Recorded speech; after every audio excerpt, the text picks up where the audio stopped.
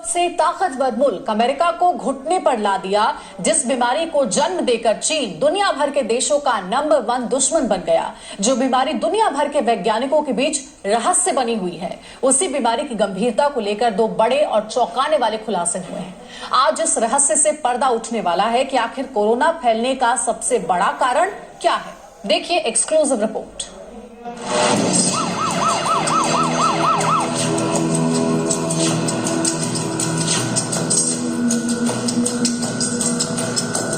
देखिए, ये देश की राजधानी दिल्ली की तस्वीर है, जहां कोरोना मरीजों के इतने शव आने लगे कि शमशान में चिताओं का मेला लग गया।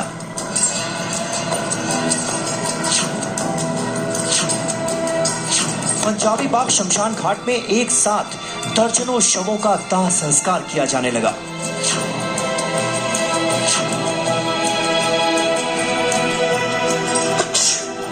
लेकिन जरा सोचिए, अगर हवाओं में फैलने लगा कोरोना तो दुनिया भर में किस कदर मचेगा रोना धोना।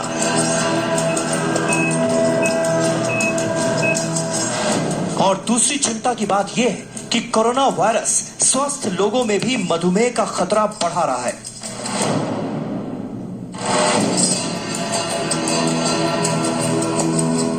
आइए सिलसिलेवार तरीके से देखते हैं कि कोरोना काल में अलार्म बजाती ये रिपोर्ट क्या कहती है। कोरोना संक्रमण को लेकर अभी तक हम ये जानते हैं कि इसका जो संक्रमण है वो किसी भी संक्रमित व्यक्ति के संपर्क में आने से, मसलन अगर वो खांसता है, अगर वो छींकता है और उससे जो ड्रॉपलेट्स बाहर निकलते हैं, अगर हम उन ड्रॉपलेट्स को छू लेते हैं और फिर हम उन्हीं हाथों से अपनी नाक, आंख, कान या फिर मुंह को छूते हैं तो इससे संक्रमण होता है। लेकिन अब नई स्टडी में इस बात का खुलासा हुआ है कि हवा के जरिए यह संक्रमण और भी ज्यादा तेजी के साथ फैल सकता है। इस स्टडी में कोविड वायरस के जन्म स्थान वुहान, इटली के कोरोना एपिसेंटर मिलान और अमेरिका के कोविड कैपिटल न्यूयॉर्क में इस वायरस के प्रकोप का आकलन किया गया।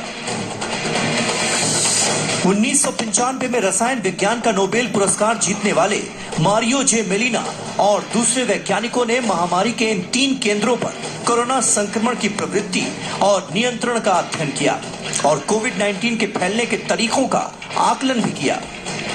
शोधकर्ताओं ने इस बात पर चिंता जताई कि विश्व स्वास्थ्य संगठन यानी कि WHO लंबे समय से सिर्फ संपर्क में आने से होने वाले कोरोना वायरस के संक्रमण को रोकने पर जोर देता रहा है, लेकिन हवा से फैलने वाले वायरस के तथ्य को ये लगातार नजरअंदाज करता आया है।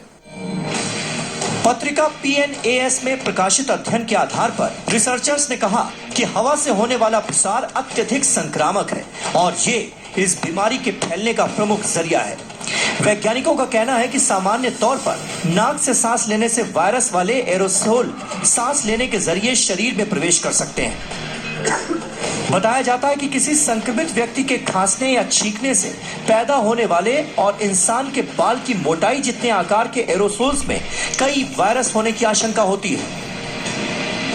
अगर लेस देन 5 माइक्रोन का जो पार्टिकल है जो हवा में है उसके अंदर अगर वायरस आ गया लेस देन 5 माइक्रोन, तो वो हवा के अंदर ये पार्टिकल जिसको ड्रॉपलेट न्यूक्लियाई कहते हैं वो काफी देर तक रहते हैं, 2-3 घंटे तक।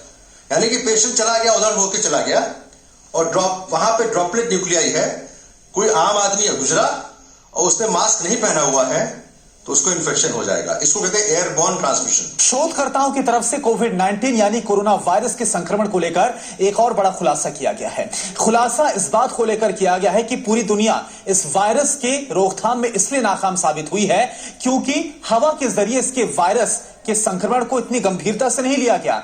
और शोधकर्ताओं की तरफ से यह भी कहा गया है कि अगर सार्वजनिक स्थल पर मास्क पहना जाए तो काफी हद तक इसके संक्रमण को रोका जा सकता है।